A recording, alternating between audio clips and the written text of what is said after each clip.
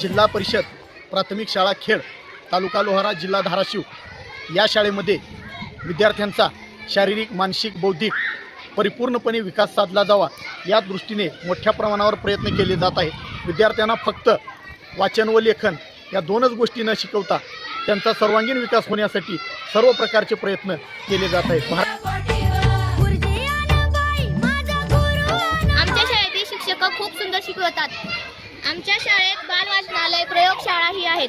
आमच्या शाळेमध्ये परसबाग ही बनवलेली आहे। माझी शाळा सुंदर शाळा।